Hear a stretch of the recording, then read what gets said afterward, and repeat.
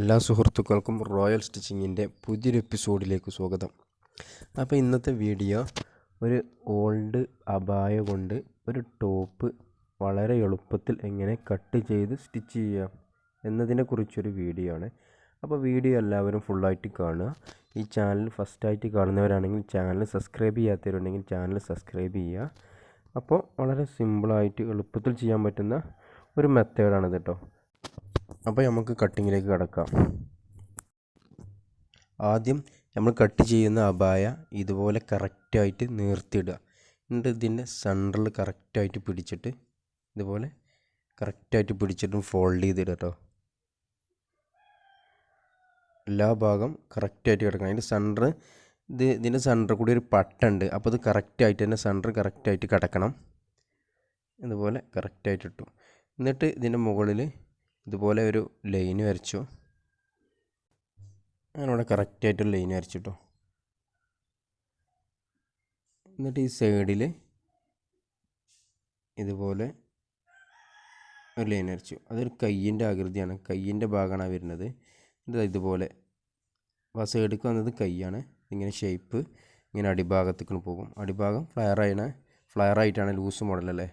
അപ്പോൾ ഇങ്ങനെ ക്രോസിലുള്ള അടിഭാഗത്ത് ഇങ്ങനെ വരും. അടിഭാഗത്ത് ഇതുപോലൊരു ഷേപ്പും ഇതുപോലെ ഇത് കട്ട് ചെയ്യുക.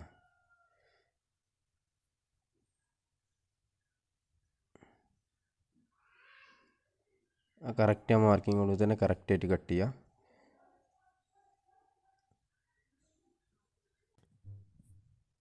എന്നിട്ട് മുകൾ ഭാഗം കട്ട് ചെയ്തു. എന്നിട്ട് ഇതിൻ്റെ കയ്യിൻ്റെ ഭാഗം ആ ഷേപ്പ് ഫുള്ളായിട്ട് കട്ട് ചെയ്തെടുക്കുകയാണ്. വളരെ സിമ്പിളായിട്ട് ചെയ്യാൻ പറ്റുന്ന, ഈസി ആയിട്ട് ചെയ്യാൻ പറ്റുന്ന ഒരു മോഡലാണ്. ഒരു കട്ടിങ്ങും ഒരു സ്റ്റിച്ചിങ്ങുമാണ്. കട്ടിങ്ങും വളരെ ഈസിയാണ്, അതേപോലെ തന്നെ സ്റ്റിച്ചിങ്ങും വളരെ ഈസിയാണ് കേട്ടോ. ഇനി ഇതിൻ്റെ കഴുത്ത് മാർക്ക് ചെയ്യാണ്. ആദ്യം ചെറിയൊരു കഴുത്ത് ഇതുപോലെ മാർക്ക് ചെയ്യുക.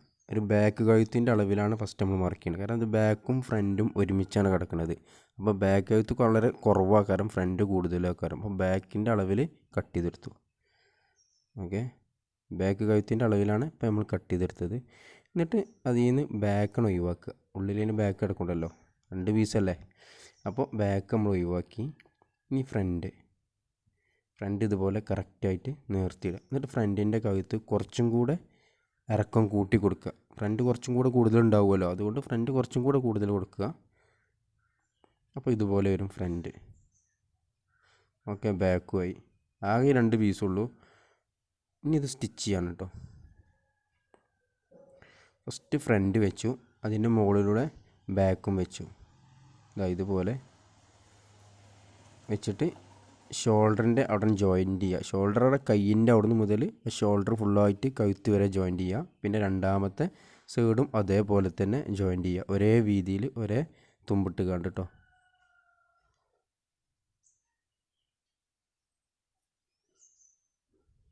ഇതേപോലെ 2 തുമ്പും ഒപ്പം വെക്കുക. എന്നിട്ട് ഒരു 1/2 ഇഞ്ച് വീതിയിലും ജോയിൻറ്റ് ചെയ്ത് പോന്നാൽ മതി.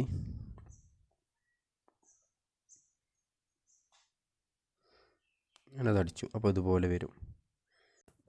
അടുത്ത് ഇതിൻ്റെ കഴുത്ത് പൈപ്പ് ചെയ്യണം കേട്ടോ. അതിൻ്റെ 1.25 ഇഞ്ച് വീതിയുള്ള ഒരു ക്രോസിലുള്ള ഒരു പീസ് എടുത്തിട്ടുണ്ട്.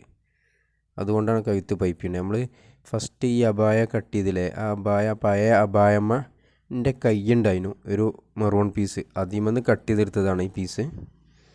1.25 ഇഞ്ച് വീതിയുള്ളൊരു പീസ് ക്രോസിൽ കട്ട് ചെയ്തെടുത്തിട്ട് അത് കഴുത്തിൽ ഇതുപോലെ കറക്റ്റായിട്ട് 2 തുമ്പും ഒപ്പം വെച്ചടിക്കുക.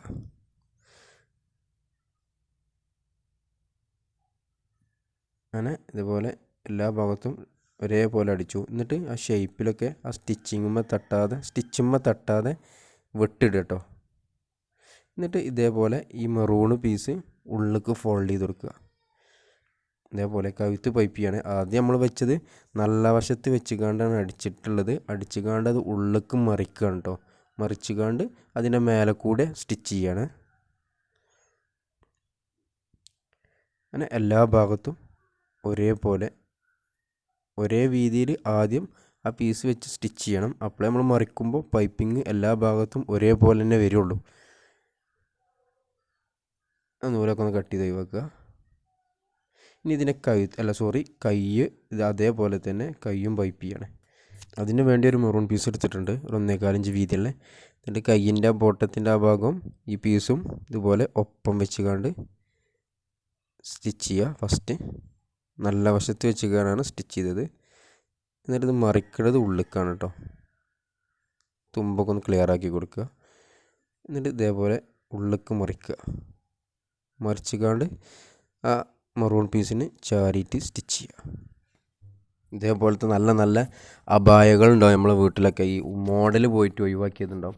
അതൊക്കെ ഇതുപോലെ ചെറിയ ടോപ്പും ഫ്രോക്കൊക്കെ ആയിട്ട് അടിച്ചാൽ നമുക്ക് വീണ്ടും അത് ഉപയോഗിക്കാൻ പറ്റേണ്ട രീതിക്ക് ആക്കാം. ഇനി ഇപ്പം നമ്മൾ അടിച്ചില്ല, അതേപോലെ തന്നെ അതിൻ്റെ രണ്ടാമത്തെ കൈയും അതേപോലെ തന്നെ സ്റ്റിച്ച് ചെയ്യാണ്.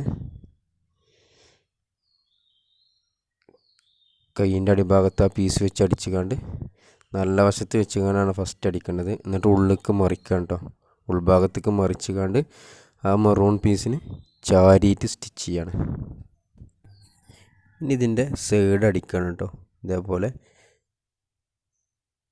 സൈഡ് അടി വരെ അടിക്കുക. കൈയിൻ്റെ അവിടെ നിന്ന് മുതൽ അടി വരെ ഒരു 1.5 ഇഞ്ച് വീതിയിൽ അടിച്ച് പോരും കേട്ടോ.